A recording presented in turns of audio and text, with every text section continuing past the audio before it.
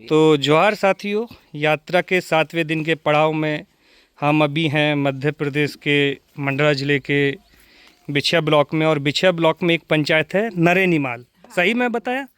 और आज यहाँ यात्रा पहुँची है और इस यात्रा में मैं देख के हैरान हूँ कि गाँव की जो हमारी दीदी हैं और दीदी लोग जो देखिए अलग अलग चीज़ें लेके आई हैं, तो हम थोड़ा उनसे जानने की कोशिश करेंगे कि वो क्या क्या चीज़ें लेके आई हैं और क्या क्या हैं। तो दीदी थोड़ा सा एक एक करके आप बताइए।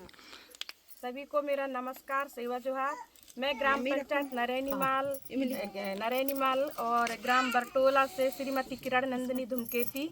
मैं आपको महुआ के संबंध में बताना चाहती हूँ।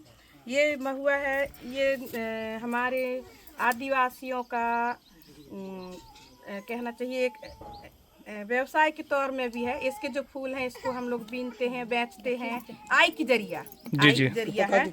और इसको इसके जो ये जो फूल है इसको हम लोग देवी देवताओं में भी चढ़ाते हैं।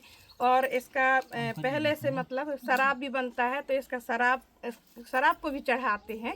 अब वैसे कम हो गए, अब नहीं चढ़ाते अब। और इसका उपयोग है लड्डू बनाना। हाँ, जैसे बरसात के मौसम में इसको भून के खाते हैं तो शरीर में गर्माहट रहती है, सर्दी खांसी शीत नहीं होती है, औषधि का काम भी करती है ये। और इसका जो फल होता है, ऐसे छोटे छोटे फल होते हैं, उसको बीन के लेके आते हैं हम लोग, फोड़ते हैं और सुखाते हैं। इसके बाद उसका तेल निकलवाते हैं। तो उसका जो तेल है पूड़ी पकवान जो भी है मतलब वो बनाने का काम में आता है। और ठंडी के सीजन में उसका तेल हम लोग लगाते हैं तो जहाँ पैर में दरारें होती है वो नहीं होती, चिकनाहट। उस तेल को क्या कहते हैं दीदी? डोरी का तेल क्या बोलते हैं? अच्छा, गुल्ली का तेल यहाँ कहते हैं। हमारे ग्राम में गुल्ली का तेल बोलते हैं उसको। और इसके बहुत सारे आइटम बनाते हैं। जैसे एक आइटम इसका जो रस निकालते हैं, रस निकाल के और गेहूं के आटे में गूंद के उसमें थोड़ा सा गुड़ भी मिलाते हैं और गुलगुलिया बनाते हैं। जी जी हाँ, उसके काम में भी आता है। और एक पुराना जो व्यंजन था उसको पहले मतलब लपसा करके बोलते थे।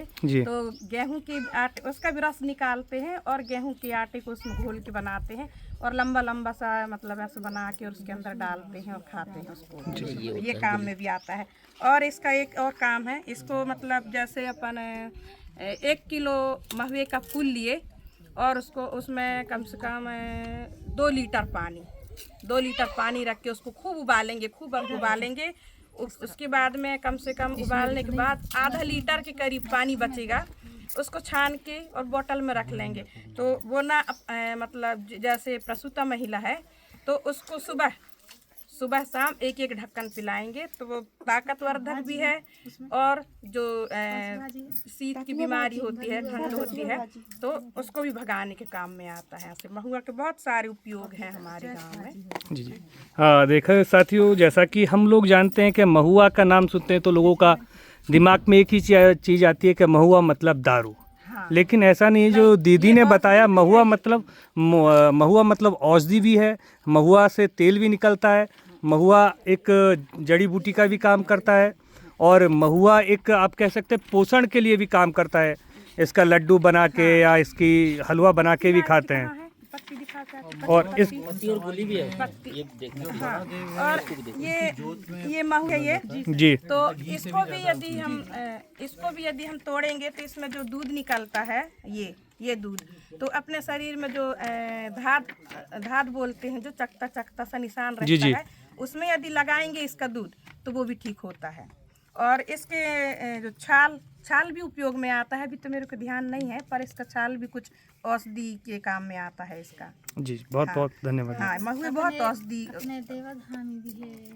हाँ मानस है। हाँ, और देवी देवता मतलब है, इसमें भी हैं हमारे देवी देवता आदिवासियों के। मतलब गौड़ समुदाय में कहते हैं कि जो हमारे देवी देवता हैं वो इस पेड़ में विराजमान है, इसलिए इसको पूजा भी जाता है।